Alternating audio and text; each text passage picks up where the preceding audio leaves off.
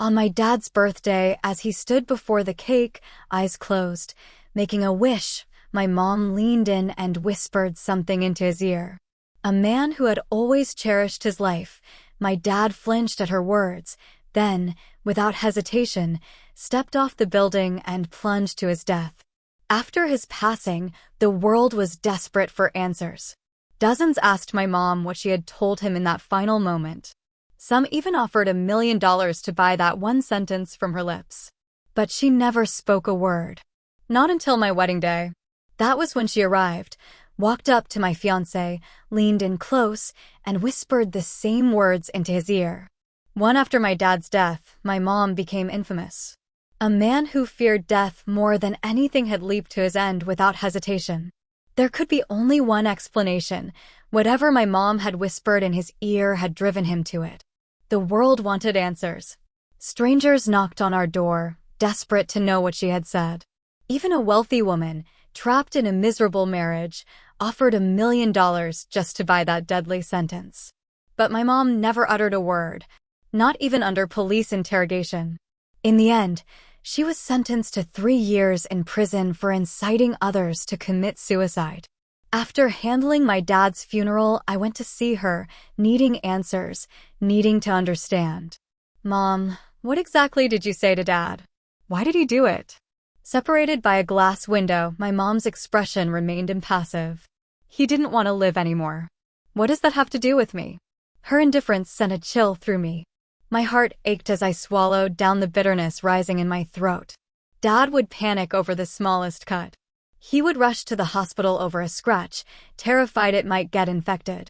Every year, on his birthday, his wish was always the same: to live a long life, to see me get married, to meet his grandkids.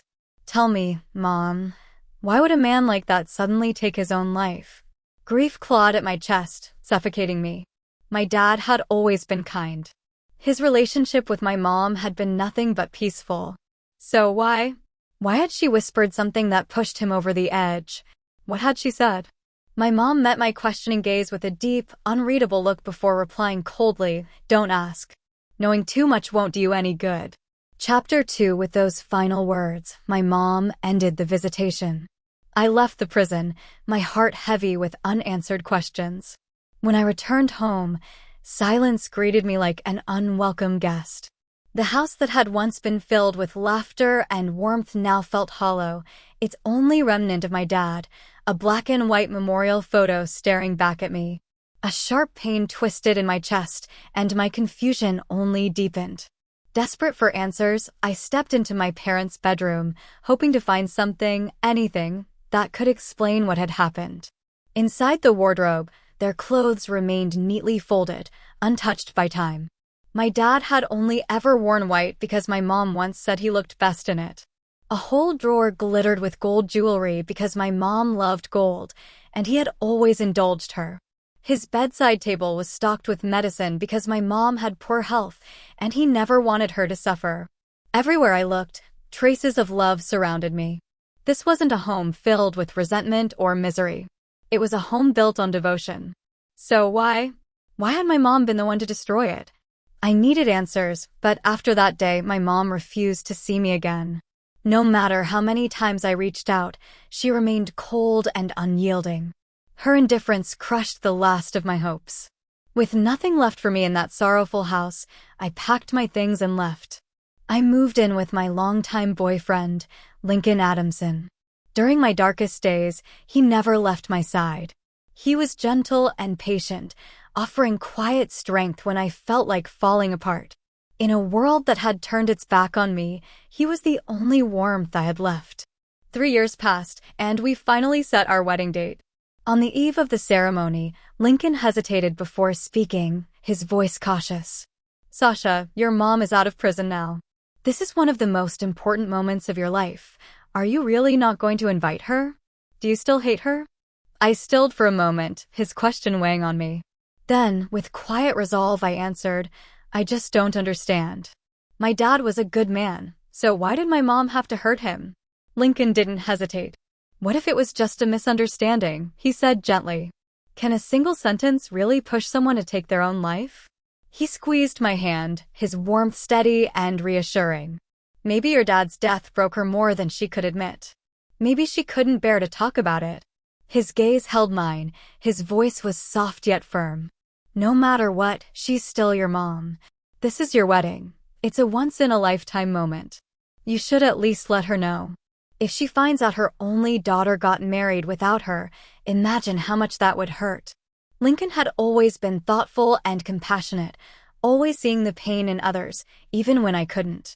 For years, when I was drowning in grief and confusion, he had been my anchor, my warmth, my light. Now, his words stirred something deep inside me, a bittersweet ache. After a long silence, I finally reached for my phone and sent an invitation to my mom. Chapter 3. The next day, the wedding venue brimmed with splendor. Lincoln had arranged a grand, extravagant ceremony to show how much he cherished me. The hall was alive with laughter and excitement, the air thick with joy. Among the sea of guests, my mother arrived as expected. It had been years since I last saw her. She had grown thinner, the sharp angles of her face more pronounced. Wrinkles framed her tired eyes, and streaks of silver wove through her once dark hair. She looked older, worn, yet her expression was unreadable, her gaze flickering between me and Lincoln with an unreadable depth I couldn't quite grasp. Then, at the host's invitation, she stepped onto the stage. Lincoln, beaming with happiness. Auntie, thank you for coming to our wedding. He paused, then promised with heartfelt devotion, please rest assured, I will cherish Sasha, love her for the rest of my life, and never let her suffer even the slightest grievance. A warm cheer rippled through the crowd. The host smiled and turned to my mother, catching the rising emotions. As the bride's mother, is there anything you'd like to say to your daughter? A hush fell over the room, anticipation thick in the air. But my mother didn't offer blessings. She didn't even look at me. Instead, she spoke calmly. No. The single word sent a chill down my spine. I only have one thing to say to my son-in-law. With that, she stepped forward, leaned close to Lincoln, and whispered something into his ear. The moment her words left her lips, Lincoln's smile vanished. His face drained of color, his eyes widening with sheer terror as he turned to me, stunned. Then, without warning, he moved. He spun on his heel and bolted toward the hotel balcony as though possessed. Lincoln, stop. I shouted, my voice sharp with panic. But he didn't hear me. Or maybe he did, but he was beyond reason. He ran like a man being chased by death itself, desperate, frantic, until he reached the edge of the balcony and jumped. A sickening thud split the air. Screams erupted from below, sharp and horrified. It happened too fast. By the time I could even process what I had seen, Lincoln was already sprawled on the ground, limp, lifeless, a crimson pool spreading beneath him. He never made a sound again. Chapter 4. Lincoln was dead. He died on our wedding day. He died because of a single sentence from my mother. The guests rushed downstairs, their faces pale with shock, their voices choked with disbelief. His mother collapsed beside his lifeless body, clutching him as wretched sobs tore from her throat. As for me, I felt as if my entire world had shattered. My legs trembled, my chest felt hollow, an unbearable emptiness swallowing me whole. The man who had just promised to love me for a lifetime had, in the blink of an eye, become a cold, lifeless corpse. I couldn't accept it. And then, my mother arrived. She descended the stairs unhurriedly, smoothing a stray strand of hair as if none of this concerned her. As if the chaos, the grief, and the blood staining this day had nothing to do with her. Lincoln's father, his face contorted with rage, jabbed a trembling finger at her and bellowed, "What did you say to my son? Why did he take his own life the moment he heard your words?" The grief-stricken guests erupted in fury, their voices sharp with accusation. "You wicked woman! Today was supposed to be Lincoln's wedding. Why did you come here just to destroy it? We've all heard the rumors about how you killed your own husband with just one sentence. We knew you were dangerous, but Lincoln refused to believe it. He defended you at every turn and swore we had it all wrong. He even warned us never to bring up what happened to your husband, saying it wasn't fair to judge you. And this is how you repay him? By driving him to his death? Are you even human? You should rot in prison for the rest of your life, never to see the light of day again. Fury crackled in the air, but my mother remained utterly indifferent. He chose to take his own life. What does that have to do with me? Her tone was light and detached, like some people watching, as if she were discussing something that held no weight at all. That was the final straw. Lincoln's grief-stricken mother, shaking with anguish, suddenly staggered to her feet. With trembling hands, she grabbed my mother by the collar, her sobs raw and broken. "You murderer! Give me back my son. My son was kind his whole life. He never harmed anyone. He loved your daughter with everything he had. Gave her his whole heart, his whole world. Even before the wedding, he reminded us, over and over, to take good care of her. He wanted to spend a lifetime with her, to have children, to grow old together. He was always so full of life, so hopeful for the future. How could he possibly have taken his own life? Tell me, what did you say to him? What did you do? Why did you kill my son?" The once gentle, loving woman had completely unraveled, her grief turning into madness. I didn't stop her. I didn't even move. Instead, I turned to my mother, my voice thick with anguish, my chest tightening with a bitterness I could barely contain. "Why? Killing my father wasn't enough for you? Why did you have to take Lincoln, too? Once, my father had been everything to me. We had been a happy family of 3 until one sentence from her shattered it all. Because of her, he was gone. Because of her, our family had been ripped apart. And just when I had finally begun to heal, just when I had found warmth again in Lincoln's love, just when I was about to start anew, she destroyed it. Again, she took Lincoln from me. She crushed everything I had dared to hope for. Hatred surged through me, sharper than I had ever known. Lincoln's death had pushed it to its peak. For the first time, hesitation flickered in my mother's eyes. She met my gaze, and something in her faltered. "Even you think that of me?" I spoke through gritted teeth, my heart twisting with agony. "I just want to know, what did you say to them?" I remembered it vividly, the way my father had looked at me before he fell. The same horror, the same despair that had gripped Lincoln before he leaped to his death. I needed to know. What words could drive two kind, optimistic men to such a desperate end? The crowd erupted with fury, their voices sharp with condemnation as they hurled curses at my mother. She killed her own husband, and now her son-in-law. A murderer like her doesn't deserve to live. If she doesn't explain herself today, we won't let her walk out of here alive. Speak. What did you say to them? Under the weight of their accusations, my mother didn't flinch. She merely shook off Lincoln's mother's grip with an effortless motion as if dusting away something insignificant. Calmly, she straightened her collar, swept her gaze over the crowd, and spoke, her voice cold as ice. "I dare to say it. Do you dare to listen?" Silence fell like a thunderclap. The once chaotic room stilled. Because those words were deadly. Whoever had heard them had chosen death without hesitation. Curiosity warred with terror in their eyes. No one spoke. No one moved. But I did. I stepped forward, my voice steady, my resolve unshaken. I dare. Because of one sentence, the father who had once cherished me and the man who had once loved me had both taken their own lives. I needed to know why. Even if it killed me, my mother held my gaze, something unreadable flickering behind her cold exterior. "Are you sure you won't regret this?" I nodded. "I'm sure." For the briefest moment, something, hesitation, doubt, flashed across her face. Then she leaned in and whispered the words into my ear. Chapter 5. As my mom's final words faded into the air, all eyes turned to me. Just moments ago, they had witnessed Lincoln hurl himself to his death in sheer terror, driven by whatever my mom had whispered. Now, they waited. Would I follow? Would I, too, crumble beneath the weight of those words? Tension crackled in the air, thick with silent expectation. But I didn't move. I didn't waver. Instead, I furrowed my brows, locked eyes with my mom, and spoke with unwavering certainty. "You're lying. There's no way you said that to them." But my mom remained expression impassive, her unreadable I've already told you. Believe it or not, that's up to you. Cold. Detached. But I wasn't backing down. If that's all you said, then why would my dad and Lincoln kill themselves? They were both kind, optimistic men. You expect me to believe a single sentence was enough to drive them to suicide? I was certain, absolutely certain, she was lying.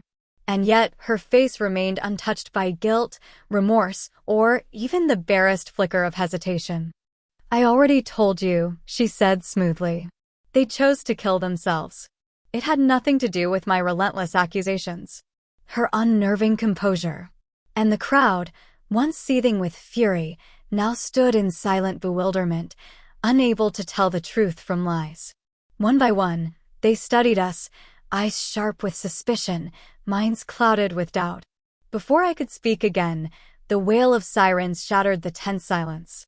Police cars screeched to a halt, their flashing lights casting a cold, unrelenting glow over the scene. A team of officers stepped out, moving with purpose, their gazes locked on my mom. We received a report that you are suspected of deliberately inciting others to commit suicide. This is now the second case linked to you. You need to come with us for an investigation. Even with handcuffs snapping around her wrists, my mom didn't flinch. She didn't argue. She didn't resist. Instead, she let them lead her to the car, her silence as chilling as the accusations against her. Through the tinted glass, her gaze met mine, deep, unreadable. 1,000 unsaid words seemed to hover between us, yet for some reason, she chose not to speak them. I stood motionless as the police car drove away, the image of her fading into the distance. But even with her gone, the weight of her presence lingered. No one moved. No one spoke. The crowd's collective focus remained on me, watching, waiting, searching for any sign that my reaction would betray me. When it became clear that I remained untouched by whatever she had whispered, Lincoln's mother hesitantly stepped forward. Her voice trembled. Her eyes were filled with fear. Sasha, what exactly did your mother say to you? Chapter 6. In the years after my dad's passing and my mom's imprisonment, Lincoln cared for me with tenderness, and his mother treated me like her own daughter. I respected her deeply. Yet, guilt weighed heavily on my heart. As I met her sorrowful, searching gaze, my voice barely rose above a whisper. My mom only said one thing: congratulations on your wedding. She didn't say anything else. A frown creased her face, disbelief clouding her features. That's impossible. Just now, after hearing those words, Lincoln was clearly terrified. If that's all she said, why would he react like that? Why would he throw himself to his death in front of everyone? Murmurs rippled through the crowd, voices laced with doubt. Exactly. We all saw how he reacted. There's no way those words alone could have done that. Who whispers a blessing in someone's ear like that? It doesn't make sense. This is a lie, isn't it? Sasha, Lincoln treated you well. You can't cover for your mother just because she's the one responsible. Be honest with us. What did she really say? Even Lincoln's father, his voice deep and weighted with grief, spoke. Sasha, my son loved you with all his heart. He never let you suffer, not even for a moment. If you ever cared for him, even the slightest bit, you wouldn't let him die without knowing the truth. Faced with their relentless accusations and piercing questions, I steadied my voice and spoke again. My dad and Lincoln both died the same way because of something my mom said. No one wants answers more than I do. Otherwise, why would I confront her in front of everyone? Why would I demand that she say it to me as well? I don't believe it could be just those words either, but she really only said, congratulations on your wedding. You all heard me question her just now. Because of a single sentence, I lost the two people who mattered most to me. More than anyone, I needed to know why. The crowd wavered, uncertainty flickering in their eyes. Though skepticism lingered, they chose not to press further. Instead, the focus shifted. Lincoln's wedding day had turned into a funeral, a celebration into a tragedy. My world had plummeted from heaven to hell. Dragging my exhausted body and shattered heart, I attended Lincoln's funeral, each moment carving deeper wounds into my soul. Afterward, I returned to my old home, the place where it all began. But the moment I arrived, I froze. The entrance was swarming with people. Chapter 7. The moment they spotted me, the crowd surged forward like a tidal wave, their desperation spilling over. "You're Sasha, right? We heard your mother tell you the sentence that can kill people. What is it?" "Yeah. We tried to ask her 4 years ago, but she refused to say anything. This time, she made someone take their own life again with just a few words. That proves how powerful it is. If you tell me, I'll pay you any amount of money. I've spent my whole life wondering what kind of words could possibly drive someone to death. Please, I'm begging you, just tell me." Their voices overlapped, frantic and unrelenting. Pleading, tempting, coaxing.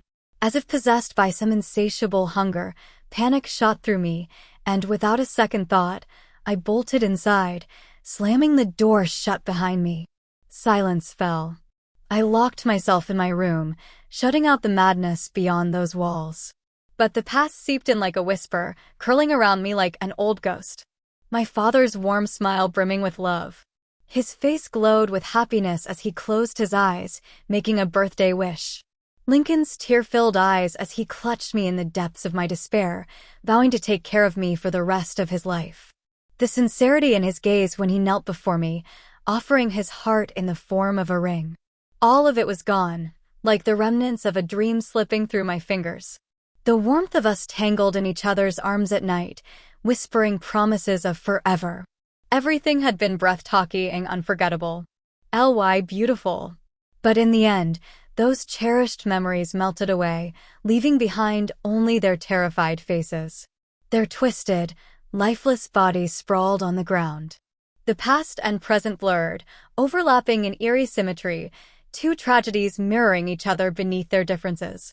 The more I thought about it, the more a gnawing unease crept into my chest. Something wasn't right. A sudden chill prickled my skin as I bolted upright, my pulse hammering in my ears. I tore through my room, yanking open drawers, overturning shelves, searching for something, anything. I didn't even know what I was looking for. Only that deep in my bones, I felt it. Something vital had slipped through my fingers. Something I had missed. Especially the way my father and Lincoln had looked at me before they died. A cold dread slithered through me, sinking its claws deep, that their deaths might have been tied to me. I searched from dawn until dusk. The house stood deathly silent until I tore through every last corner and overturned every forgotten memory. Only then did I stop. Lying on my bed, I felt like a rudderless boat adrift on an endless sea. The wind urged me forward, yet the waves pulled me back. I sought refuge, a safe harbor, but all I found was an abyss of water stretching into nothingness, swallowed by a ghostly mist. As if the entire world whispered the same cruel truth, I had nowhere to go. No one to rely on. Despair and confusion slithered around me like vines, tightening, suffocating, draining me of direction, of purpose, of even the will to breathe. And then, a sharp click shattered the silence. The sound of the door unlocking. My body stiffened. I forced myself to rise, my feet carrying me to the living room. And there, standing at the doorstep, was the last person I expected to see. My mother. Chapter 8. The last time my mother was taken away, she had spent 3 years behind bars. But she walked through the door this time as if nothing had happened. Under my sharp, unblinking gaze, she moved with unsettling ease, calmly cooking a bowl of noodles and eating leisurely. Not once did her composure waver. She scrolled through her phone between bites, even chuckling at something on the screen, as though she had just come back from work instead of escaping the weight of 2 deaths.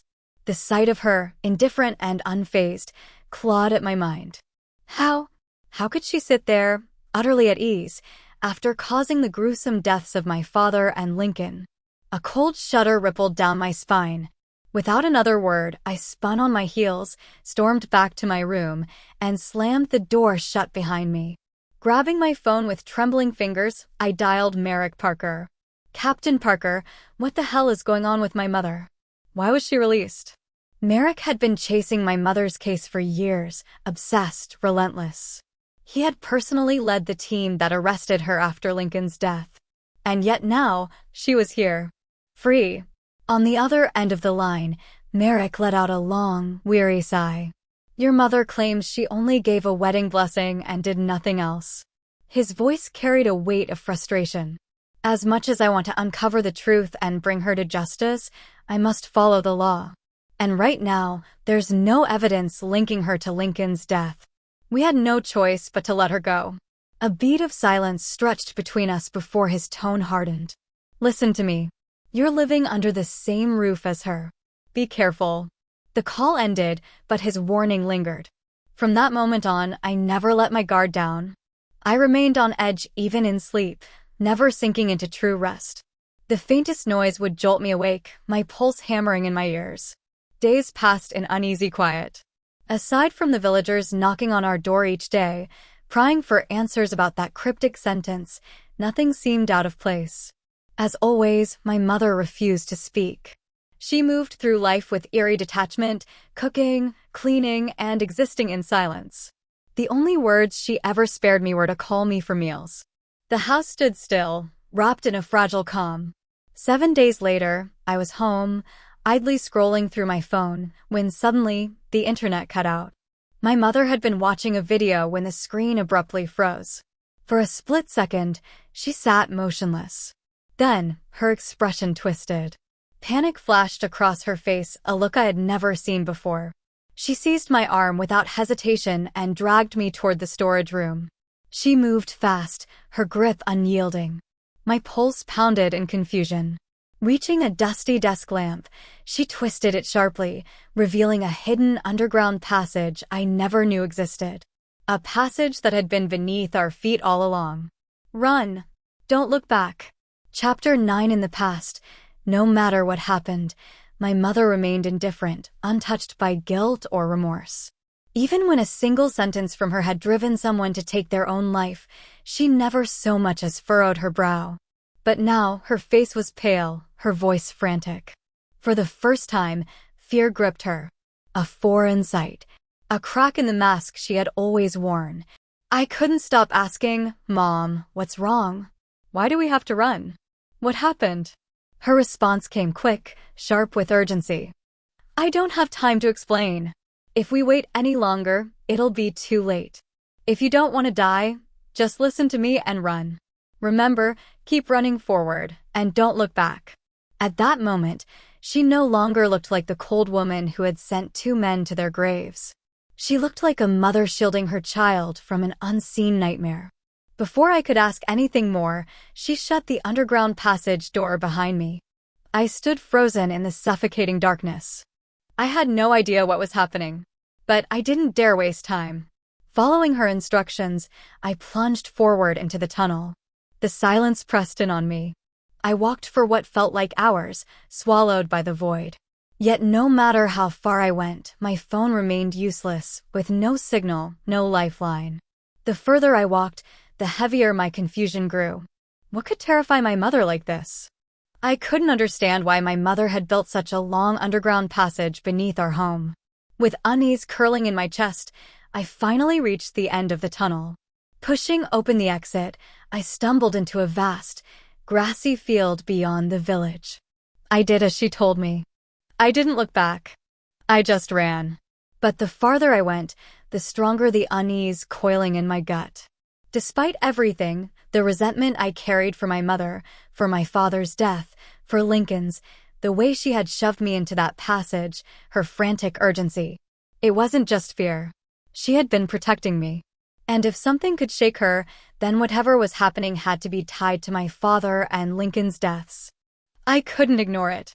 I couldn't leave her behind. My pulse pounded as I turned on my heels and sprinted back toward the village. I ran as fast as my legs would carry me, dread weighing heavier with every step. And then I reached the village. I skidded to a halt, my breath caught in my throat. The entrance was empty, where villagers always gathered to talk and gossip. Not a single soul in sight. A deathly silence loomed over everything. A silence that made my skin crawl. My chest tightened. I bolted home, my heart hammering against my ribs. And then I saw her. I froze. At my doorstep, my mother lay crumpled in a pool of blood, her body twisted unnaturally. Chapter 10. The sight before me sent a violent shock through my mind. numbing my senses. But I had no time to think. I lunged forward like a madman, dropping to my knees as I gathered my mother in my arms. Her body was limp and cold. I shook her, calling her name over and over, my voice raw with desperation. But no matter how I pleaded or my voice cracked, she never responded. She was gone. My mother was dead. Her death was brutal and cruel, yet on her face lingered the faintest trace of a smile, barely visible. The first thing I did was call Merrick. Minutes later, the wailing of sirens tore through the silence, growing louder as they approached. Merrick arrived with his team, questioning me and scouring the house for evidence. Then, they took my mother's body away. Hours later, I stood at the police station, facing the forensic doctor as he delivered his final verdict. Based on our investigation of the scene and the autopsy results, the deceased appears to have died by suicide. The words barely registered before my mouth moved on its own. Impossible. My mom was frantic when she pushed me into that passage. She knew something was coming. She had no reason to kill herself. If my mother had taken her own life, then why had she been so desperate to make me run? Why had her voice carried such urgency, such fear? Merrick was silent momentarily, then spoke in a careful, measured tone. The deaths of your father and Lincoln caused a huge stir. Maybe your mother couldn't handle the weight of public scrutiny. Maybe this was the only way out she saw. She told you to run. Perhaps she just didn't want you to witness her final moments. His words made my stomach twist, but I shook my head, rejecting them outright. That's not possible.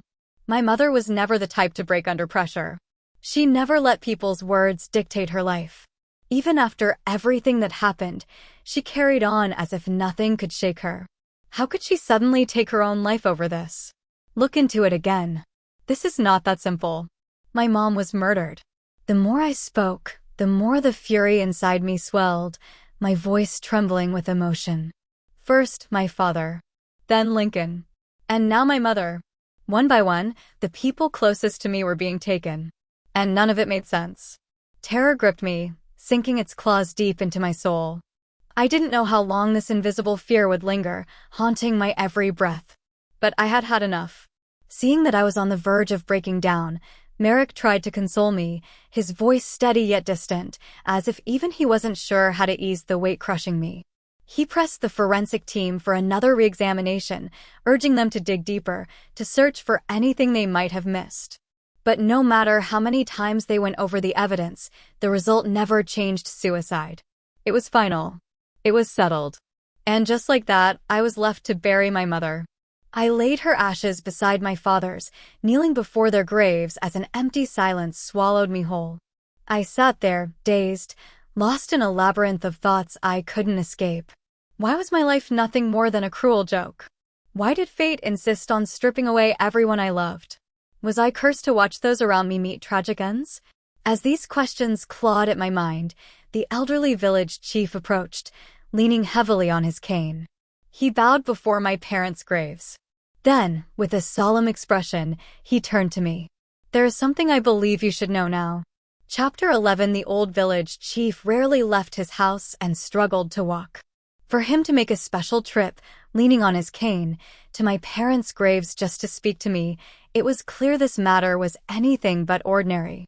I immediately tensed up, stood, and asked, "What is it?" The village chief gazed into the distance, his expression filled with reminiscence. You might not know this, but your grandfather was once a renowned seer. Throughout his life, he never made a single miscalculation.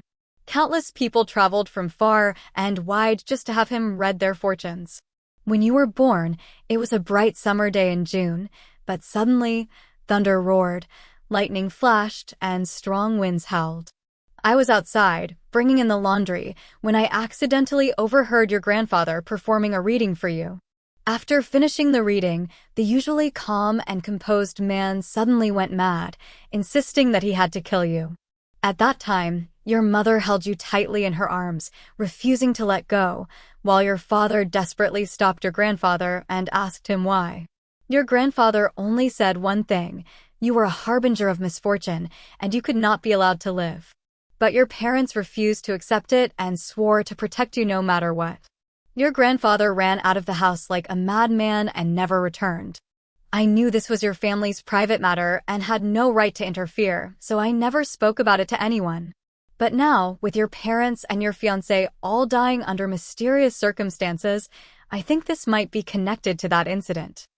I saw your grandfather in the mountains behind our village a few years ago. He seems to have been living in seclusion there ever since. If you want answers, try finding and asking him yourself. Hearing the village chief's words, my heart, which had been drifting aimlessly in confusion, suddenly found a direction. No wonder my parents had never mentioned my grandfather to me since childhood. I had never even seen him before. I never expected there to be such a shocking past behind it. After processing everything, I curiously asked, Chief, isn't the mountain behind our village said to be filled with wild beasts all year round? Even the strongest young men in our village don't dare to venture up there recklessly. Are you sure my grandfather has been living alone on that mountain? Since childhood, I had always heard villagers say the mountain was terrifying. Many who went up never came back, and those who did either returned crippled or dead. I simply couldn't fathom how my grandfather had survived there alone. The village chief's expression turned solemn with reverence. Your grandfather is no ordinary man. Even the fiercest beasts wouldn't dare provoke him. Back then, I went up the mountain because my mischievous son had gone exploring and gotten trapped. I lost this leg in the process, bitten off by a wild beast while searching for him. I truly thought I was going to die there. But your grandfather appeared just in time, saving my life and helping me find my son. So I believe that if anyone can give you answers about your family's strange misfortunes, it would be your grandfather. I nodded in understanding and sincerely thanked the village chief. Then, without hesitation, I set off alone into the mountains, beginning my journey to find my grandfather. Chapter 12. This was my first time climbing the mountain behind the village. The forest stretched endlessly before me. Desolate. There wasn't even a proper path beneath my feet. The air carried the musty scent of an uninhabited wilderness. From time to time, the distant roars of wild beasts echoed through the trees. Yet, instead of fear creeping in as it should have, I felt strangely at ease. It was as if, in some unseen way, someone was silently watching over me. Following my instincts, I pressed forward. I had no idea how long I had been walking when a thatched cottage finally appeared at the top of the mountain. Before I could even step inside, a hoarse, aged voice drifted out from within. "You've finally come." I had never heard this voice before, but an inexplicable sense of familiarity stirred. With an uneasy heart, I stepped inside. A flickering candle cast a dim, wavering glow over a wooden table. An elderly, frail man sat before it, his features strikingly resembling my father's. "Grandfather." I greeted him politely, my tone laced with restraint. He gazed at me intently before speaking. "Don't be nervous. Sit." I nodded and took a seat across from him. Before I could utter a single word, he spoke first. "For them to have raised you this far, your parents must have given everything they had. They can finally rest in peace now." His words caught me off guard. "Grandpa, you knew my parents had died? Then do you know what happened? Why did my parents and my fiancé all mysteriously take their own lives?" Grandfather let out a long, weary sigh. "This matter must be traced back to my youth. In my arrogance, I believed I could see through everything.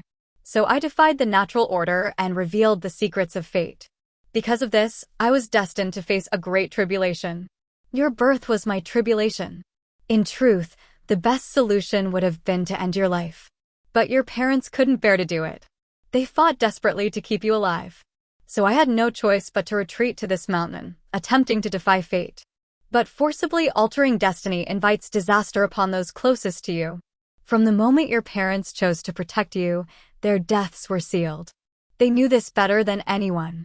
But they never told you, perhaps because they didn't want you to bear the weight of guilt. And that phrase you've agonized over for years was just your mother's way of misleading you. She knew their time was running out, so she deliberately confused things, shifting the blame onto herself. At that moment, everything suddenly became clear. No wonder my father, always so cautious, had spent his life in constant fear as if treading on thin ice. It wasn't death he feared. He was afraid something would happen to me. So he did everything in his power to shield and protect me. And my mother, knowing all of this, never spoke a word of my father's true cause of death. She even whispered those final words on purpose, deliberately leading me to place the blame on her. All to keep me in the dark. To spare me from the crushing weight of guilt. I thought back to that moment in the police car, to the way my mother had gazed at me so deeply, so painfully. My heart twisted in agony. For my sake, she endured everything alone. She swallowed every ounce of suffering. And yet, I had resented her. I had hurled cruel words at her and refused her even a single kind look. All these years, she bore the unbearable grief of my father's death, the burden of my hatred, the blame I so recklessly threw upon her. How much pain must she have suffered? Chapter 13. At this moment, I loathed myself to the core. The weight of despair crushed me, and I wept until my tears ran dry. But even as the grief consumed me, confusion gnawed at my mind. I lifted my gaze to Grandpa, my voice trembling. What about Lincoln? He didn't try to change my fate. Why did he die? Grandpa's expression darkened, his voice low and solemn. He was an innocent casualty. Because you are a lone star of misfortune, destined to walk this world alone. If anyone dares to truly care for you if they get too close, they will meet a tragic end. His words struck me like a bolt of lightning. No, that's impossible. I don't believe it. I refused to accept it. Lincoln died simply because he loved me? Because my fate doomed him? Grandpa's voice grew weaker, his tone laced with finality. I've said all there is to say. Whether you believe it or not is up to you. Sorrow clawed at my chest, and I let out a choked cry. If everyone who loves me is fated to die, then what's the point of me living? Grandpa's voice barely rose above a whisper. Your parents gave their lives for you. They wanted you to live. That is the meaning. With those final words, Grandpa lowered his head. He never spoke again. Grandpa was dead. Everything unfolded as he had said. Anyone who was closely tied to me met a tragic end. Grief clung to me like a shadow, lingering even as I buried Grandpa's body in the back of the mountain. Once everything was settled, I didn't leave right away. Instead, I returned to the small straw hut where Grandpa had spent his final days. The humble furnishings, the worn-out walls, everything bore traces of a simple, solitary life. A dull ache settled in my chest. Without hesitation, I pulled out my phone and sent a text. Then I turned and went down the mountain, heading straight for the village chief's house. He seemed surprised by my sudden visit, but quickly masked it with a polite smile. Come in, he said, pouring me coffee. Did you see your grandfather? I nodded. I saw him. Thank you, village chief, for telling me the truth. He let out a faint chuckle. No need to thank me. We've lived in the same village for years. We should look out for each other. Besides, your grandfather once saved my life. If you don't mind, you can visit often. My granddaughter is about your age. From now on, I'll treat you like my own granddaughter. A chill swept through me. My expression hardened, and I spoke with an eerie calm. So, this is why you killed my entire family? Chapter 14. The old village chief hesitated momentarily, his expression laced with confusion. Sasha, what nonsense are you spouting?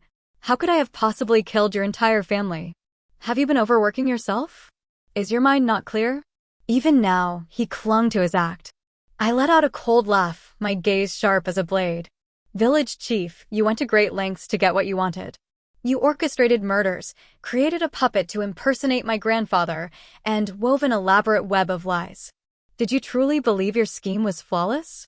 The warmth drained from his face. Meeting my unyielding stare, he chuckled before discarding his pretense. His kind demeanor vanished like mist in the morning sun. He leaned back in his chair, his gaze turning cold. So, you've uncovered everything? I nodded. That's right. The so-called renowned seer you spoke of isn't my grandfather, it's you. And the cursed Lone Star isn't me, it's your granddaughter. Am I wrong? The village chief didn't flinch. Instead, an amused glint flickered in his eyes as he regarded me with interest. Go on, he said smoothly. Tell me what else you know. A triumphant smile played on my lips as I spoke, my voice slow and deliberate. You were there on my dad's birthday. You were there on my wedding day.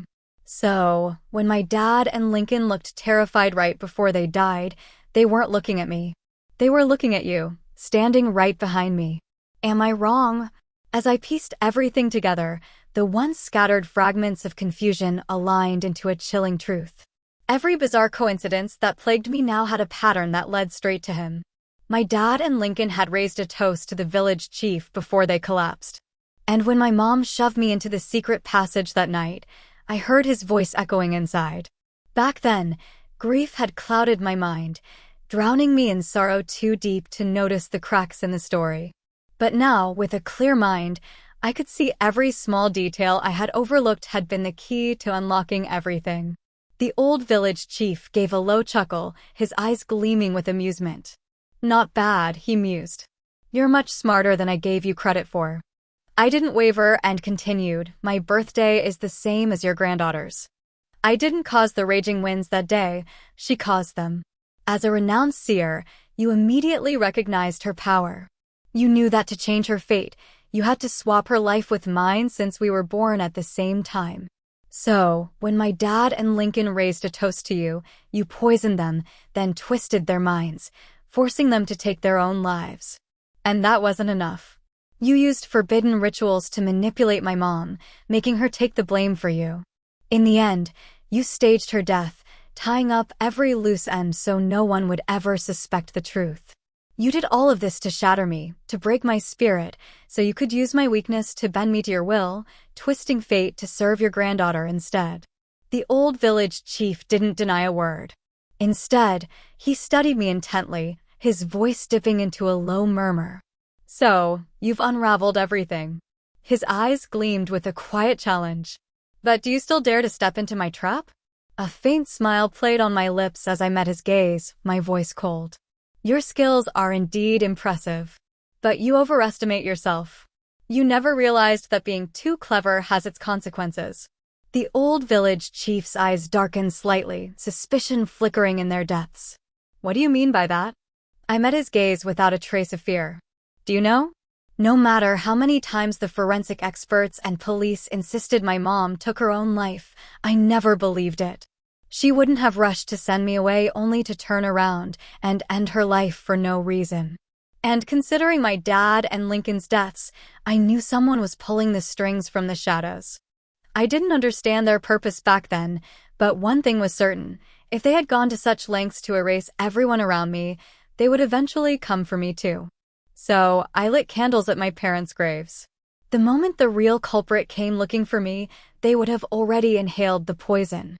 But to avoid harming innocent visitors, that alone wasn't enough to be fatal. Unless it mixed with another scent, musk would transform it into a deadly toxin. And right now, that musk has been seeping from my body since I walked in. The poison is already merging inside you. My dad had always been cautious when it came to life and death. He had taught me everything he knew about poisons, always saying that knowledge was the key to survival. I never thought I would one day use what he taught me to avenge him. The old village chief's face twisted in shock at my words. He lurched forward, attempting to strike, but his body gave out beneath him, collapsing like a lifeless heap. You wretched girl. How dare you deceive me? His voice was laced with fury, his eyes burning with hatred as if he wanted to rip me apart. I rose to my feet, towering over him, my voice cold as steel. You were the one who played dirty all along. I simply returned the favor. Just as the words left my lips, the door burst open. Merrick stormed in, leading a team of officers. I had taken no chances. I had sent Merrick my location before coming here. The old village chief stared, stunned. He opened his mouth to protest, but before he could utter a word, I handed Merrick the recording of our conversation. He already confessed to everything. Merrick's gaze held a new depth of admiration. I misjudged the situation before and almost let the real culprit slip away, he admitted. But you never gave up.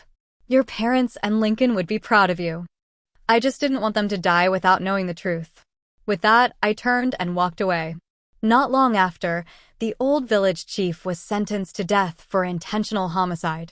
As for me, I carried forward my father's principle to cherish life. And I lived.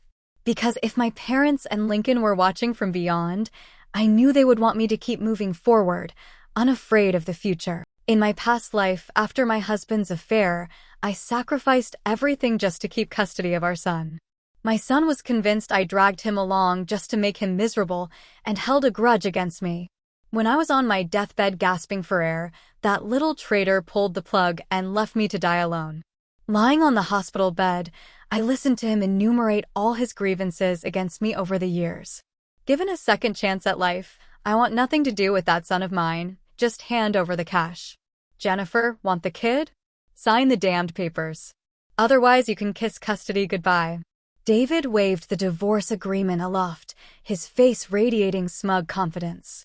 Fine, I said flatly. He struggled to mask his gleam as he offered the pen. Pity you're just a woman alone after this divorce.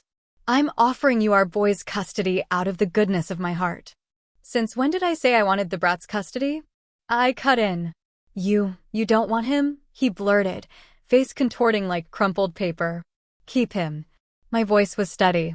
The kid's all yours, but the house and every penny stay with me. In my past life, fighting for my son's custody meant swallowing David's outrageous demands. I walked away with only Tommy by my side, stripped of everything else.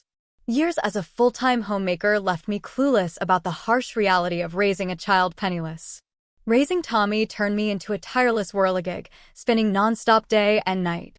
Cleaning, serving, shining shoes, scrubbing toilets, no job was too filthy or backbreaking for me to take on. Finally, through all the blood, sweat, and tears, I saw Tommy through college and into his career, only to collapse into lung cancer from exhaustion. While I was sobbing over never seeing my son wed or hold grandchildren, he was across town sucking up to his precious daddy and that homewrecker. With his last act, he yanked out my oxygen tube and snarled, "Why'd you fight for custody if you couldn't even handle your own shit? Do you have any idea how much I've suffered? How many humiliating stares I've endured while chained to your miserable life all these years? Mom, I despise you for not knowing your damn place. Why'd you drag me along back then? Everything would have been fucking perfect if you hadn't." My eyes stayed open, unseeing, even in death. I never realized my son resented me all along. Perhaps the heavens pitied my wretched existence, granting me this cosmic do-over. When I opened my eyes again, it was the day I was dividing assets with David. When David saw that I didn't want the son, he began to morally blackmail me. How could you be so cruel? You'd choose cash and bricks over your own flesh and blood. I scoffed. Didn't you make me choose? After all we shared, how could I stand by and watch you suffer through handing over your precious little treasure?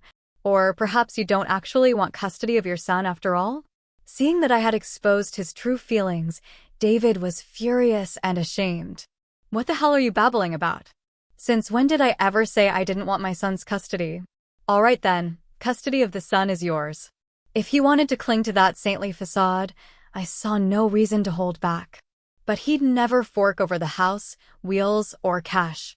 Jennifer, here's a deal. You get the brat. We split the cash down the middle. Everyone wins. I humphed in disdain. Keep the kid. I'm taking every damn penny.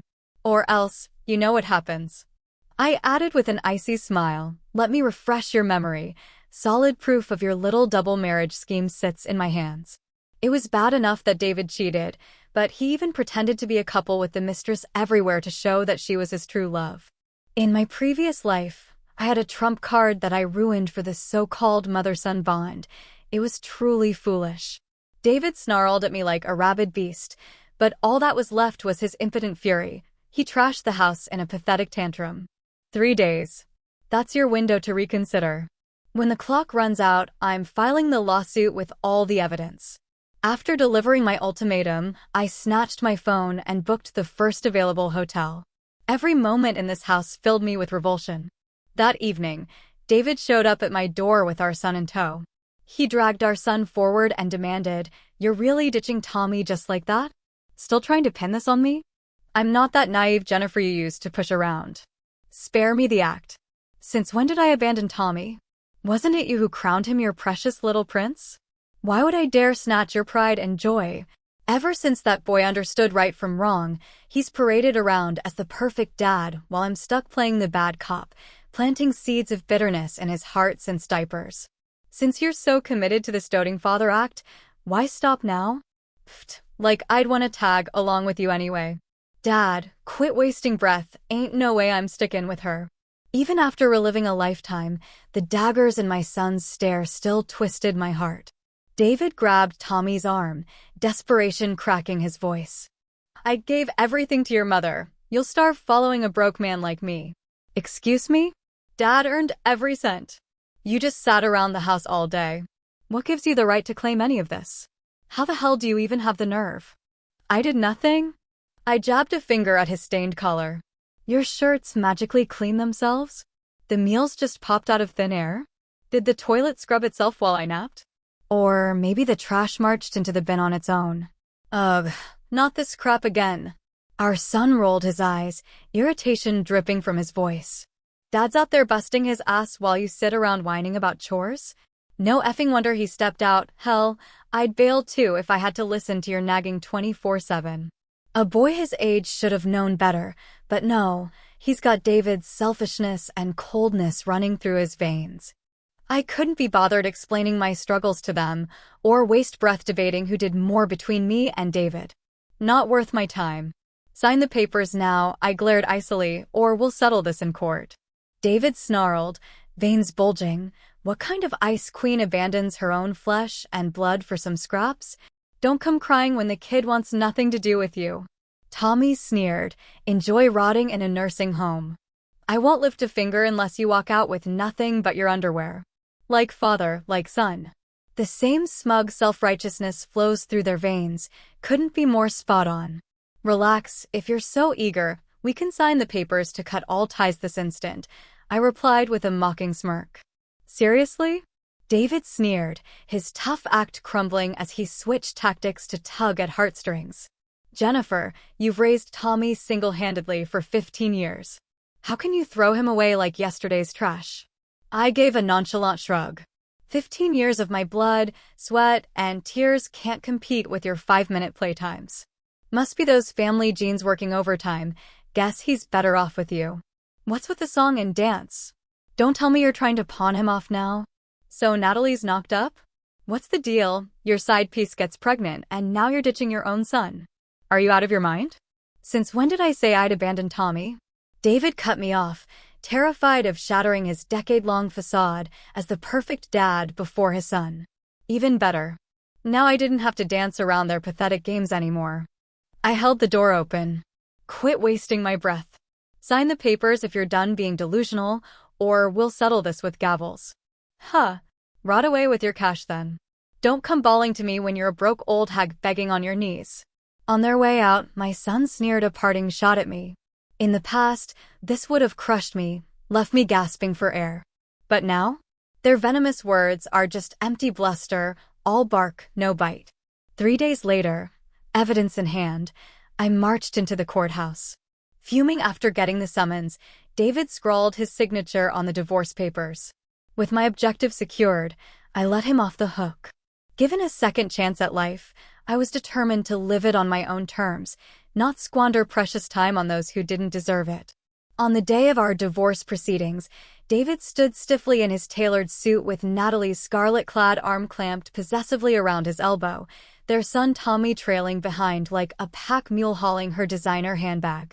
The moment they saw me, smug grins spread across their faces. Natalie pressed her practically invisible baby bump against me and hissed, "Thanks for handing over your precious husband and son, Sister Jennifer. I'll be sure to look after your leftovers properly." Trash, I scoffed. He's your piece of garbage now. If he's your type, knock yourself out. As if. She sneered. Who are you kidding? You've lived and breathed for your hubby and kid these past 10 years. Don't tell me you actually don't care. When she couldn't spot a single tear on my face, the bitch cracked first. So damn funny. Since when do you get to police my feelings? I countered, eyes glinting. But let's address your little performance here. While technically still married, what exactly is your shameless grip on my husband supposed to signify? My voice carried just enough for the surrounding crowd to catch every sharp-edged word. Whether here to split or wed, everyone was gobsmacked by the sheer gall of their shameless charade. Scornful stares rained down on them from every corner. David grabbed my arm, guilt straining his voice. Enough chatter, let's get this over with. The ink on our divorce papers was barely dry when he and Natalie scrambled to queue up at the wedding counter. The onlookers still lingering after gobbling up the drama froze, jaws hitting the floor. Gazing at the crimson divorce certificate, I whispered to myself, Jennifer, congratulations. Freedom looks good on you. The moment the divorce was final, I put the house on the market through an agent. After tallying up my savings, I purchased a move-in ready flat in the newly developed district. The new district boasted scenic views and crisp air, but its real charm lay in the swelling crowds of young renters. Though supermarkets and eateries were still popping up piecemeal, this half-baked infrastructure created golden opportunities for hustlers ready to roll up their sleeves and strike gold. After scoping out the area, I noticed plenty of places to eat, but mostly just hole-in-the-wall fruit stands peddling the same old apples and bananas, nothing fancy. The neighborhood's teeming with youngsters, even while pinching pennies elsewhere, they'll still splurge on decent grub. So I went ahead and rented a storefront, launching a fruit boutique packed with all sorts of fruits at prices that didn't break the bank, but what really set us apart was service with a smile. Whether you grab a little or a lot, just say the word and we'll have it washed and prepped for you. Our shop caught on fast with the younger crowd, and we made it our motto, freshness guaranteed, no exceptions. By slashing prices every evening, we drew in a crowd of more seasoned shoppers too. While I was building my empire, David was cradling his darling bride, flaunting plans for a belated wedding ceremony now that she'd popped out a son. What the hell were they thinking? Actually mailing me their wedding invite. Can't handle showing up, can you, Sister Jennifer? If I don't get your blessing, I'll just assume you're still pining after old David. Fine, I'll go. If they're shameless enough to parade their nonsense, why should I care? In these months since the divorce, I've been free from the daily screaming matches with Tommy over homework and the exhausting mental gymnastics of tracking David's shady whereabouts. Throwing myself into the shop work daily, I soon found pounds melting away and healthy color blooming in my cheeks. Back then, I scrimped and saved every penny for the family, stuck wearing clothes years out of style or bargain bin finds from street vendors. Reborn and unshackled, I vowed never to compromise again. My closet now overflowed with this season's hottest looks. As the saying goes, clothes make the man, and in under a year, I'd shed a good decade. Their wedding was lavish. Natalie was indeed the apple of David's eye. Their wedding put ours to shame. The beige silk dress clung to my curves, accentuating my porcelain skin and the silhouette I'd once hidden beneath frumpy sweaters. Clutching the brand-new designer bag I'd finally splurged on, I strode toward the entrance where David and Natalie stood receiving guests. When they saw me, their jaws dropped so low you could have caught a whole apple. Jennifer. David blurted, his voice tinged with awe. You've had a complete glow-up. Natalie's face instantly soured. I've been thriving since ditching the trash. You look a bit off color though. Natalie, better stock up on supplements. Once a cheater, always a cheater, right? After that parting shot, I breezed past their flushed faces, savoring their stunned silence as I strode into the banquet hall. Our friends gawked. God, Jennifer, did you discover the Fountain of Youth? What's her secret? Did she find the Fountain of Youth? Tisk, David's new missus must be spitting nails when she caught wind of Jennifer's glow-up. They snickered upon discovering Natalie's invitation. Old David's clueless as hell, throwing away a gem for some cheap glitter. Remember when Jennifer was the hottest girl on campus? That punk David never deserved her. Too blind to see it. Amidst the wedding buzz, voices naturally rose, and every word carried straight to David and Natalie's ears. Natalie was fuming but had to swallow her rage on her own wedding day. Seeing her squirm sent a smug thrill through me. During the ceremony, they added a segment where Tommy toasted the couple. Natalie glared at me triumphantly as he vowed, "From now on, I've only got one mother, and that's Mom Natalie right there. Don't sweat it. Friends squeezed my shoulders, the kids just a dumb teen. I shook my head. I'd stopped giving a damn about that little traitor ages ago, just hoped he'd keep his word and keep his distance for good. After the wedding, I turned to leave only to find David barring my exit. He gazed at me with a mix of longing and regret. "Jenny, you're absolutely stunning today." I was wrong about everything. If you ever need a shoulder to lean on, my door's always open for you. Save it. Don't expect me to come crawling back. My stance couldn't have been clearer, yet he barricaded my exit. "What's your damn game?" I glared at him, utterly fed up. "Jenny, how about we stay in touch? Truth is, I never really stopped caring about you." Ugh, a dog never stops sniffing the same dumpster. Natalie materialized behind us, nostrils flaring. "What did I just hear, David?" she hissed. "Care to repeat that for your blushing bride?" A new mother is emotionally vulnerable enough, and David's a serial cheater on top of it. The couple, fresh from their blissful vows, were now brawling like alley cats. A derisive smirk crept across my lips as I studied David's face crisscrossed with angry red scratches. David's pride took a beating. Blinded by fury, he swung a wild slap that sent Natalie sprawling. I couldn't stomach their pathetic dogfight. Hailed a cab and got the hell out of there. "Jennifer, how dare you keep meddling after Dad dumped you?" Tommy's snarling voice exploded through the phone the moment I stepped inside. "Dad dumped your sorry ass and you're still sniffing round him and Natalie? Can't handle us thriving while you're rotting, huh?" When my own flesh and blood spat my full name like venom, I simply stared through him. 2 lifetimes worth of disappointment had drained my capacity to ache. He already yanked my oxygen tube in my past life. What's some name-calling compared to that? You might want to check whether I crashed their party or your precious stepmom begged me to come. And their fight? Your dad couldn't keep his eyes off the next meal while still chewing this one. Not my circus, not my monkeys. After those words, I cut the call. The new district's foot traffic exploded, and my fruit shop became the neighborhood darling. 3 branches sprouted within a single year. Even with a few store managers on board, I remained buried under endless work, barely keeping my head above water. After that day, David became my shadow, harassing calls, endless texts, the works. After blocking him, he kept blowing up my phone with new numbers. If it weren't having to stay in touch with clients and suppliers, I'd have changed this damn number in a heartbeat. Even before I could shake off that persistent pest David, his brat Tommy popped up again like a bad penny. The once fresh-faced boy had turned into a grease ball. He took one look at me and threw himself at my knees, wailing, "Mama, I've missed you so bad." I took a step back. "Who's your mother?" "Mom, it's Tommy. How can you not recognize your own son?" "Of course I know who you are, the brat I carried in my belly for 9 months and spent 2 lifetimes cleaning up after. You think I'd forget?" I sneered. "Since when did I qualify as your mother?" "Natalie's your one and only mommy dearest." He huffed. "Forget her. Turns out her whole Mom of the Year act was just fake. She never lifts a finger to cook, just stuffs me with takeout. Now I'm ballooned up like a blimp, so nobody wants to hang out with me. She never helped with my homework, just kept shoving video games at me. Got me booted from the accelerated program. She never washes my clothes, leaves the house a mess, and dumps the baby on me while she's snoozing away in her room. Mom, I finally get it, you're the only one who truly cares. Please, can I come home?" "Absolutely not." I shot back without hesitation.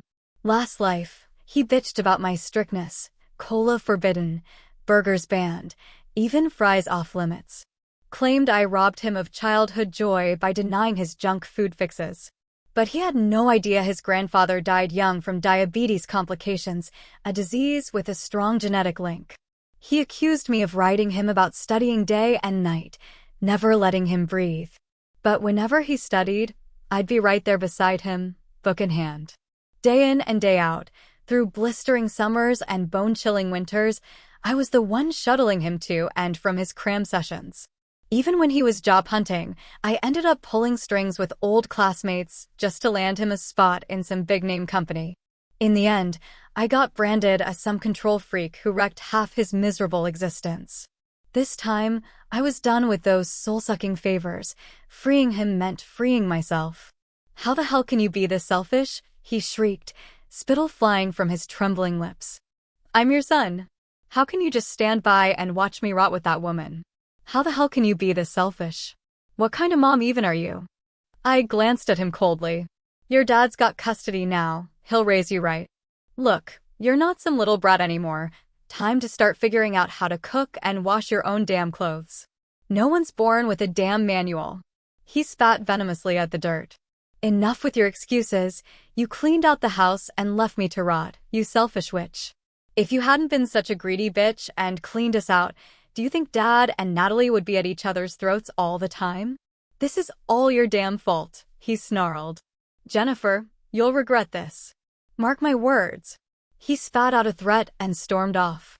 Watching him walk away, I was filled with regret there, and then, bitter, choking regret for not tearing off his mask 2 lifetimes earlier. I never imagined Tommy would stoop to sabotaging his own future just to make me taste regret.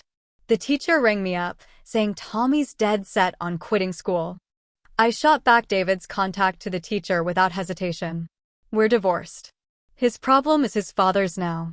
The teacher's voice wavered through the receiver, trailing into uneasy silence. "Tommy's mom, teenagers push boundaries. He still needs his mother's compass." I smiled back. "True, Mrs. Lewis, but Tommy declared his real mom is that shiny new wife his father married. I'm sure his dad would be delighted to pass along his brand new mama's number. Don't contact me again." Ignoring her unfinished words, I pressed the hang-up button and directly blocked her. The never-ending drama just keeps piling up. David had started showing up again recently, laden with bouquets and luxury handbags. Looks like I can't stick around this damn city any longer. Nowadays, copycats are popping up like mushrooms, and we're barely staying ahead of the game. I think I'll sell off all the shops and settle down in some serene, picturesque corner of the world. After selling off 2 stores, Natalie came knocking, with a loudspeaker in one hand and a child clutched in the other. "Jennifer, you shameless homewrecker. My baby's still nursing. How dare you crawl into my husband's bed? Jennifer, give him back. You shameless homewrecker. How dare you seduce my husband when our baby's barely walking?" The blaring accusations from the loudspeaker echoed through the street, drawing in a swarm of clueless bystanders eager for drama. My shop was swarmed by a crowd 3 layers deep, phones thrust forward like starving paparazzi chasing their next viral clip. A mob of hotheads jumped on Natalie's bandwagon, hurling abuse like rotten fruit at a carnival booth. How's a woman like her manage to open all these stores? Oh, right, she's been sleeping her way up. Look at her. All dolled up like a cheap Christmas tree, plotting to steal husbands day and night. A woman like her deserves to sink in the pond. May lightning fry that witch. The poor wife's baby ain't even toddling yet. What kind of monster does that? The crowd buzzed with venomous chatter, deaf to the truth. With my staff shielding me, I calmly stepped out and dialed the police. "Officer, there's a mob spreading lies and slander that's ruining my reputation right now." The crowd snarled. "Homewrecker acting righteous now? Calling cops on us? What gutter-bred nerve you got? How dare you call the cops after snatching my man?" Seeing the crowd take her side, Natalie puffed up like a fighting cock. But Natalie wasn't the only talker in town. I could bite back too. "Why the act?" I glared icily. "Care to introduce your precious husband?" "Oh wait, my cast off." "So what? You're divorced. A decent ex should act like they're damn dead. Why the hell are you still sniffing around him?" Natalie kept screeching like a cornered cat, blind to the trap snapping shut around her. "By the time we signed the divorce papers, you already had a bun in the oven for 3 months. When I found out about you, you'd been playing house with him for 3 whole years. Which one of us is the actual mistress here?" Confronted by my accusations, Natalie's bravado faltered. She kept harping on how I shouldn't be messing with David. I flashed my phone around, thrusting the screen toward the buzzing crowd. "So the dirtbag's trying to crawl back, huh? Miss Jennifer hasn't even bothered to reply to a single one." "Exactly. They're all blocked. Pathetic scumbag crawling back to his ex-wife after burning that bridge. Hey, Miss Homewrecker, Got the guts to harass boss Jennifer after shacking up with some alley cat who can't keep it in his pants? Who you trying to fool here? Who the hell are you to call boss Jennifer a homewrecker? Public opinion's a double-edged blade. Swing it without solid proof and it'll slice your own hand off. Otherwise, you'd end up like Natalie, tripping over the very rock she hurled. The cops showed up before long and hauled us all off to the station. David came panting in after catching wind of the situation. He first came to me, fawning. "Jenny, are you okay?" "I'm sorry, it's me who has dragged you into this again." Natalie stood across the room, eyes brimming with unshed tears as she watched David grovel.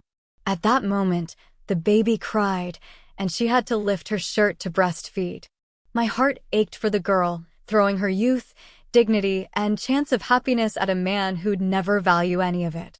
"Didn't you claim she pursued you?" Her milk-stained blouse trembled as she advanced, phone thrust forward. "Then why's her inbox flooded with your pathetic texts? Where have you been lurking these past weeks, under some other woman's sheets? Why do you treat me like this? I followed you without a name or status, enduring cold eyes and ridicule. Now that we are finally together, why don't you cherish it? Answer me. You swore I was your everything. Why are you tearing me apart like this?" Faced with Natalie's accusations, David snorted with irritation rather than remorse. "Had I known marriage would turn you into this nagging wreck, I'd have run for the hills. When's the last time you saw a mirror? Your waist could put a barrel to shame, and your face? Flies could set up camp in those pores. At least you pretended to be decent before we tied the knot." I gave a bitter chuckle, recognizing the same script he'd once rehearsed on me. Natalie might be despicable, but the real disgrace here is him. This woman sacrificed her youth and well-being to bear his children, only to have her very existence twisted into a weapon against her. What a pitiful fate, to chain oneself to such a man. Natalie hugged the baby and laughed bitterly. What a joke. A man who badmouths his wife daily to his mistress could never know true love. Should have seen this end coming. She approached me, the baby cradled in her arms, and bowed deeply. "Jennifer, I'm sorry. Only now do I see how terribly wrong I was. This misery? I brought it on myself. I was blind. I was vile. David, we're done," she murmured, clutching the child to her chest as she stumbled out in a daze. The officer turned to me. "Miss Walker, about the slander accusation." I sighed lightly. "Forget it." "Jenny," David trailed behind me as we exited the station. "After divorcing that woman, I finally see how good you were. You've got no idea how unbearable Natalie is. Can't even whip up a decent meal, survives on takeout crap every damn day. She doesn't give a damn about Tommy's schoolwork, glued to her phone binge-watching soap operas all day, and let the trash pile up like a mountain without lifting a finger. After slaving away all day, she still wants me to pitch in with a kid? What gives her the right to be this selfish?" As his endless whining droned on, I froze mid-step. "Let's revisit your greatest hits about me, shall we? Allow me to channel your voice. All you did was obsess over the kid while looking like a mess. Taking you anywhere was mortifying. Zero elegance, zero charm. Sharing our bed made me physically ill every damn night." Each accusation drained more color from his face. "Nailed every word, didn't I? Jenny, I swear I'll do better. After all the chaos this year, I finally get it. Those ordinary days are what really matter. Please, let's try again. After all this, where does he get the nerve to think I'd ever take him back? Huh. If you don't have a mirror, use a puddle. Take a good look at yourself. You want a woman who's both stunning and thrifty? Ever bothered to check if your own reflection matches those demands? Even if such perfection existed, what makes you think you're worthy? I've got the cash and the looks now. Why the hell would I crawl back to slave away as your glorified servant?" David lunged forward in panic, crushing me in his arms. "Jen, you're just lashing out, right? You dolled yourself up just to get me back, didn't ya? I admit I messed up. Can't we just let bygones be bygones?" I jerked my knee sharply, sending him crumpling to the ground with a pained yelp. I glared down at him contemptuously. "When will you drop this arrogant act? Since when do women primp themselves for men? This glow-up happened naturally once I stopped drowning in your family's dumpster fires. If I ever doll myself up for someone's sake, that someone ain't you. It's me, myself, and no one else. What you just did was assault." Next time, I'll have you charged. After casting him a scornful look, I stormed off, leaving David collapsed in a heap on the ground, clawing at his scalp like a rabid animal. The next time I caught wind of David's affairs, it was splashed across the headlines. His wife turned him into the chairman for shady deals, kickbacks, and leaking company secrets. No wonder he easily gave all his assets to me during the divorce. I thought he was scared I'd sue him for bigamy. Turns out that chump change was just peanuts to him. Natalie was in the same department as him, so the evidence submitted was clear and strong. After the lawsuit wiped out his assets to repay the company, he scored himself some matching silver bracelets, 3 years' worth. In the end, Tommy was back under my roof. When he came over, he started ordering food like he used to, high and mighty. Mom, I want to eat beef stew, garlic shrimp, glazed duck wings, and those cream-filled pastries for lunch today. Eyes glued to my book, I didn't miss a beat. Craving those dishes? Make 'em yourself. How dare you? You won't even feed your own son anymore. What kind of mom even are you? Who says I'm fit? Go beg Natalie then, see if she's desperate enough to claim a brat like you. But the cooked duck has a hard mouth. If you'd pulled this act sooner, Dad never would have needed Natalie. We could have been one big happy family. Now he's rotting in jail, and you have the nerve to take it out on me? I'm cursed with the worst luck. I chuckled lightly. Then just endure for another 2 years. When you turn 18, you can go wherever you want. Stammering, he held his schoolwork hostage. Keep this up and I'm dropping out. If that's how you feel. You ain't studying to please me anyway. Tommy's anger stewed silently, swallowed by his own silence. He huffed over to the fridge, snatching a cup of ramen with enough force to rattle the shelves. After 2 weeks, he stopped fussing and ate whatever I put on the table.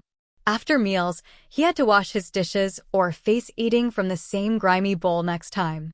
He finally learned to do his own laundry, or else he'd stink up the classroom in yesterday's grubby clothes.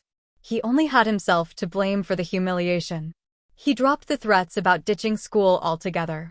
Left to his own devices, he hit the books on his own steam, too much ground to cover by then, though. Ended up at some regular high school instead. Last life, I poured money and sweat into getting him into that elite high, bent over backwards just to see him through. But he was convinced I was only saving face, cramming him into a box with no room to breathe. Once high school kicked in and the workload got real, he brought up moving into the dorms. Have you made your decision? Might as well face it, Mom's never liked me. Not like I'm her favorite anyway. My eyes lifted to meet his, an unspeakable ache blooming beneath my ribcage. He's changed quite a bit this time around, but I can't shake the memory of him ripping out my oxygen tube in our last life. That vicious look still haunts me. I couldn't just pretend it never happened. All right, if that's what you want, go live at the dorm. You'll get the standard allowance. Study hard at school, because it's your business and your future on the line. I gave him the standard reminders once more. If you ever need money, that's the most I can offer for what's left of this bond between us. I thought after everything we've been through, Tommy would have learned to grow up by now. Just a sophomore, and he's already tagging along with some punks to hit up a bar?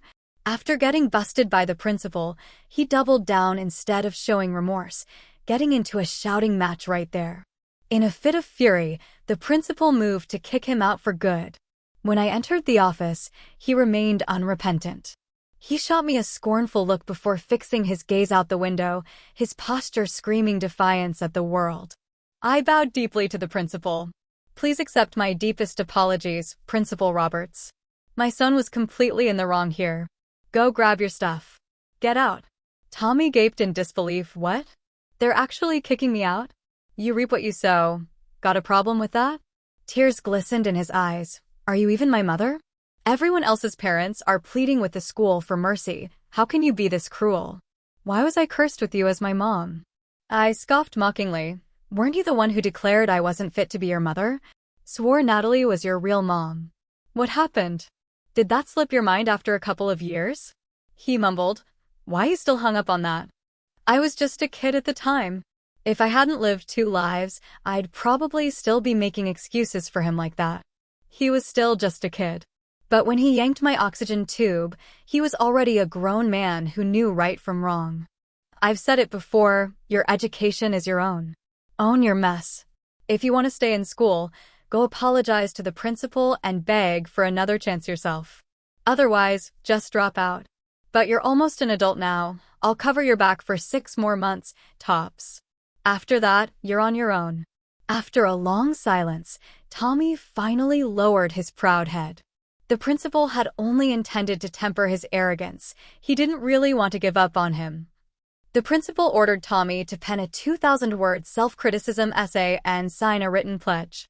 Once Tommy saw I wasn't gonna bail him out anymore, the kid threw himself into his studies like his life depended on it. When you realize there's no one to bail you out, you either grow up fast or crash harder. He was naturally bright with a decent foundation. While he didn't make it to an elite university like last time around, things worked out decently enough. After the results dropped, he collapsed with fever. When he came to, he kept staring at me with this guilty, confused look, stammering, This isn't how it went before?" Observing the strange blend of innocence and world-weariness etched across his face, a chilling suspicion gripped me. He must have been reborn too. Before the semester began, I sat him down to hash out his living expenses. He stared at me, opening and closing his mouth before finally blurting out, "Mom, I'm sorry." I chuckled softly, leaving it at that. I suppose he'd figured out I'd come back too. This is better. Why should I shoulder the bitter past alone while still bearing his resentment? He only took 1 semester's allowance. The rest he scraped by on his own. During his junior year, I visited his city for a business trip and dropped by to see him. On my way out, he murmured, "Mom, I'm sorry for everything. And thanks for sticking with me." People don't know right from wrong until they've seen both sides. I didn't brush it off with a "no worries," just looked him in the eye and said, "Life's your journey, walk it well." Once I'd tucked away my nest egg, I started a quaint bed and breakfast in the mountains. Each day, I tend to my flowers, share playful moments with my cats, and listen as wanderers from all corners unburden their tales. Don't overthink it. Put yourself first, always. The rest? Time'll grind those worries down to dust you can sweep off your porch. After David got out, he looked me up and told me about this dream he had, after some fight in there landed him a blow to the head. In the dream, when we split, I gave up everything just to keep Tommy afloat. Worked myself to the bone while still young, wrecked my health for good measure. I chuckled, nodding to the receptionist to brew him some tea. Drink up and get going. Who starts spouting crazy dreams in broad daylight? Since when was I ever that stupid? After he was gone, I touched my cheeks and found them wet with silent tears. The girl at the front desk passed me a tissue. "Jennifer, why the tears?" I dabbed my face dry with a chuckle. "The good kind. What's got you all smiles? Spill the beans, pretty please." I watched the wind chimes dance, the cat purring on the wicker chair, and a sunbeam warming my toes. Like a rebirth, I whispered through trembling lips.